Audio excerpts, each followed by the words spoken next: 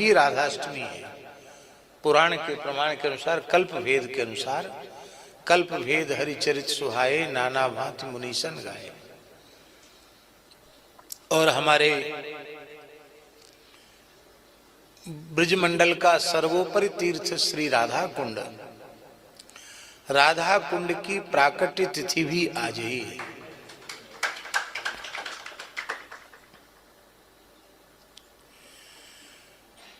कार्तिक कृष्ण अष्टमी की तिथि को श्री राधा रानी ने अपने करकमल से कंकण उतारा, अरिष्टासुर का वध कर दिया। ये अरिष्टासुर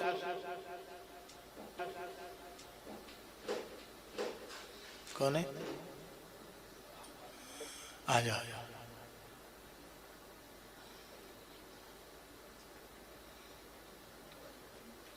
कौन है? यहाँ बुला लो, यहाँ जगह तो है।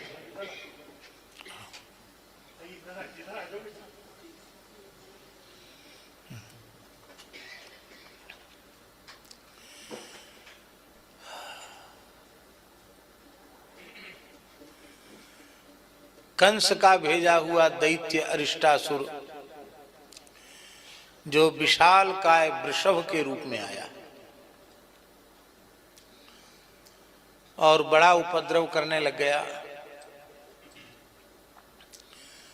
गोप गोपी ब्रजवासी हाहाकार कर उठे, भगवान की शरण में गए और भगवान ने अरिष्टासुर का वध किया। ठाकुर जी के संग के सखा बोले, अरे कन्हैया, तैने ये कहा कियो, तैने बैल मार दियो, वृषभ तो धर्म को स्वरूप होए और तैने वृषभ मार दियो तो हत्या लगी। अब तू हमते दूर रहे, हमारो स्पर्श मत कर, तेरो बहिष्कार। ठाकुर जी बोले, ये बैल थोड़ी था, ये बैल थोड़ी हो, ये तो असुर हो। अभी तो चिल्लाए रहे कि हमारी रक्षा करो रक्षा करो, मार दिए तो कहे तुम्हें हत्या लगी। मरते मरते अरिष्टासुर का जो वास्तविक रूप था राक्षस का, वो प्रकट हो गया। तो ये तो बैल थोड़ा था, नकली बैल था, राक्षस था, अपने असली रूप में आ गया। ब्रजवासी बोले, भले ही अब राक्षस है गयो, पर तेने तो बैल के सिंग पकड़े के ना है। जैसे कोई गीले कपड़ा निचोड़ दे, ऐसे तेने भाई निचोड़ दियो, मार दियो। तो तेने तो बैल के सिंग पकड़े। ठाकुर जी के मन में आया कि कितनी बढ़िया बात हमारे सखा कह रहे हैं। गो भक्ति की स्थापना के लिए हमारा कृष्णावतार हुआ। हम यदि प्रायश्चित नहीं करेंगे तो आगे लोग कहेंगे कि जो मरखना बैल हो वो तो राक्षस है, वाकु तो श्री कृष्ण ने मार दियो, बैल मारवे में कहा दोष। इसलिए ठाकुर जी ने कहा कि ठीक है, तो प्रायश्चित बता। बोले, त्रिवेणी नहा के आओ, सब तीर्थों में स्नान करके आओ। बोले, हम चले। अब अपनी लुटिया डोरी लेके चले तीर्थ यात्रा के लिए। ब्रजवासी रोने लगे, आपके वियोग को हम सहन नहीं कर सकते। तब श्री ठाकुर जी ने, जहां श्री राधा कुंड है उसके बगल में ही श्याम कुंड है, भगवान ने अपनी वंशी से भूमि का स्पर्श किया, कुंड प्रकट किया और समस्त भूमंडल के तीर्थों का आवाहन किया। तो सब तीर्थ अपने अपने स्वरूप में आए, अपना नाम बताया, अपनी महिमा बताई और भगवान को प्रणाम करके सब जल रूप हो गए। संपूर्ण भूमंडल के तीर्थ आए, प्रयाग भी आए, सब आए। अब तो ब्रह्मा जी, शंकर जी, विष्णु भगवान, इंद्रादि देवता, सप्तर्षि सब स्नान करवे लगे। वाके पीछे ब्रजवासी ने स्नान किया। राधा रानी स्नान के लिए चली तो श्री ललिता जी ने कही कि जय जय स्वामिनी जू, या में तो प्यारे ने अपनी हत्या को पाप धोयो है, ये आपके स्नान के योग्य नहीं है। आप तो अपने नाम से एक तीर्थ प्रकट करो। महावाणी जी में श्री हरिव्यास देवाचार्य जी ने कहा है श्री राधा रानी के लिए, निज सहचरी इच्छा अनुसारिणी। क्या कहा? इच्छा अनुसारिणी, अपनी सहचरियों की इच्छा का अनुसरण करती हैं राधा रानी। तो श्री जी ने मुस्कुराते हुए अपना कंकण हाथ से उतारा और भूमि से स्पर्श कराया, तीर्थ प्रकट हो गया। फिर एक उत्सव किया। श्री कृष्ण नाम रूप लीला कीर्तन करते हुए मानसी गंगा से कलश भर भर के लाई और राधा कुंड में स्थापित किया।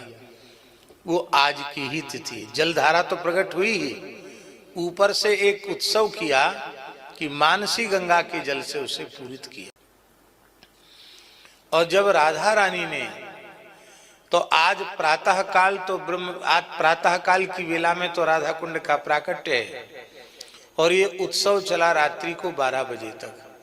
अर्धरात्रि पर श्री किशोरी जी ने इसमें प्रवेश करके स्नान किया सहचरियों के सहित।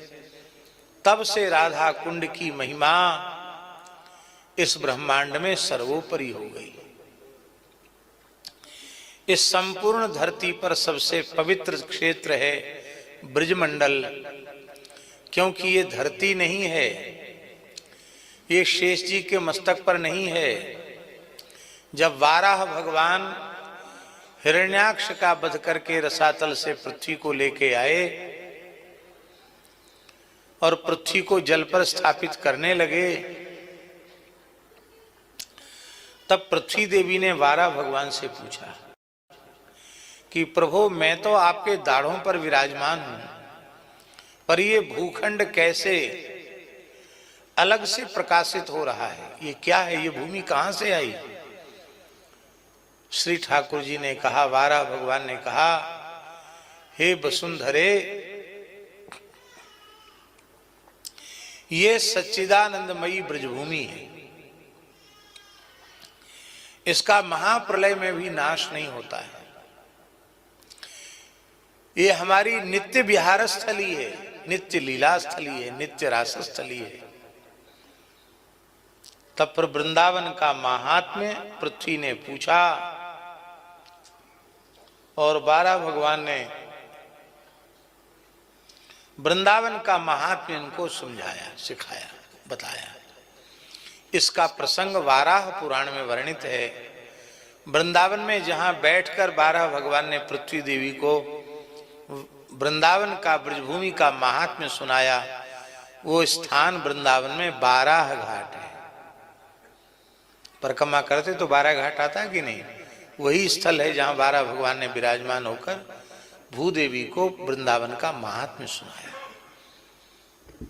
भूदेवी बोली, प्रभु मेरी प्रार्थना है, इस भूमि का संबंध हमसे जोड़ दो। मैं ब्रजभूमि से जुड़ जाऊंगी तो मैं भी धन्य हो जाऊंगी। तब वाराह भगवान ने इस भूमि को, इस ब्रजभूमि को और इस धरती से जोड़ दिया। तो इसलिए इस पूरे ब्रह्मांड में 84 कोश ब्रजमंडल सच्चिदानंदमयी भूमि है, साक्षात श्री राधा कृष्ण का प्रकट विग्रह है, भगवत स्वरूप है। वृंदावन महिमामृत में लिखा है, यत्र प्रविष्टो सकलोपि जंतु आनंद सच्चिद घनताम उपैति। कोई कीड़ा मकोड़ा भी वृंदावन की सीमा में प्रवेश कर जाए तो जब तक वृंदावन की सीमा में रहता है वह सच्चिदानंद स्वरूप होकर के रहता है। जैसे आग में पड़ी हुई वस्तु आग बन जाती है, ऐसे जो जीव वृंदावन पहुंच गया वो वृंदावन का स्वरूप हो जाता है। बड़ी दिव्य महिमा है इस वृंदावन की। तो संपूर्ण ब्रह्मांड में ब्रजभूमि श्रेष्ठ है।